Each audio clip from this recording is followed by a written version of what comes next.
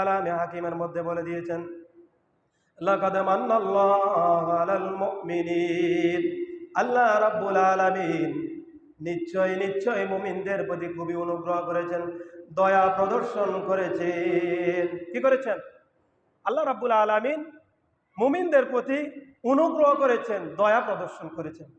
কি করেছেন? অনুগ্রহ করেছেন, দয়া প্রদর্শন করেছেন। ইয বাআসা রাসূলাম মিন আনফুসিহিম, আর তাদের মধ্য থেকে একজন পয়গম্বর, একজন নবী, একজন রাসূল তাদের মধ্য থেকে পাঠিয়েছেন। কি করেছেন? তাদের মধ্য থেকে একজন রাসূল এবং নবী পাঠিয়েছেন। সুবহানাল্লাহ বলুন। ইয়াতুলু আলাইহিম আয়াতিহি ওয়া ইউযাক্কিহিম ওয়া ইউআল্লিমুহুমুল কিতাবা ওয়াল হিকমা, আর আল্লাহর নবী তাদের মাঝে আগমন করে তাদেরকে তালিম দিয়েছেন, কোরআন তেলাওয়াত করে তাদেরকে আবৃত্তি করে শোনায়েছেন, কোরআনের নসিহতগুলো তাদেরকে শুনিয়েছেন, হাদিসের নসিহতগুলো তাদেরকে শোনায়েছেন।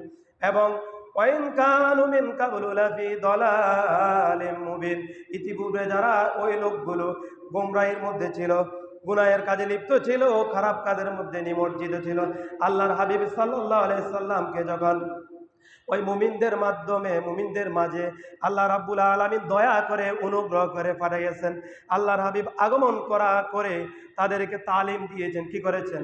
কোরআন পড়ে শোনাইয়াছেন, কোরআনের বাণী শোনাইয়াছেন, রাসূলের সুন্নাহর বাণী শোনাইয়াছেন এবং তাদেরকে হেদায়েতের পথে আহ্বান করেছেন। যারা যেই লোকগুলো, কাফেরগুলো, মুশরিকগুলো, কুরাইশগুলো, তারা ইতিপূর্বে গুনাহের কাজের মধ্যে ছিল, খারাপ কাজের মধ্যে লিপ্ত ছিল, গুমরাহির মধ্যে নিমজ্জিত ছিল, আল্লাহর হাবিব আসার কারণে ওই লোকগুলো আলোর দিশা পেয়েছে। ঠিক না বেটি? ঠিক না বেটি? কথা বলেন। আল্লাহর হাবিব সাল্লাল্লাহু আলাইহি সাল্লাম আসার কারণে ওই লোকগুলো আলোর দিশা পেয়েছে। এবার আসুন, হযরত ইবনে মাসউদ রাদিয়াল্লাহু তাআলা থেকে একটা হাদিস বর্ণনা করা হয়েছে।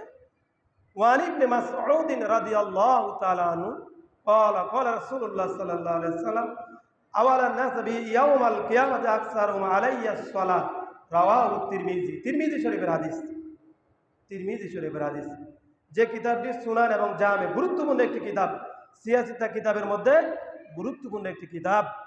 এই হাদিসের মধ্যে আল্লাহর হাবিব সাল্লাল্লাহু আলাইহি ওয়াসাল্লাম বলে দিয়েছেন, আওয়ালান নাস বিয়াউমাল কিয়ামাতি আকসারহুম আলাইয়াস সালাহ। আল্লাহর হাবিব সাল্লাল্লাহু আলাইহি ওয়াসাল্লাম বলেন, কিয়ামতের দিন কোন দিন?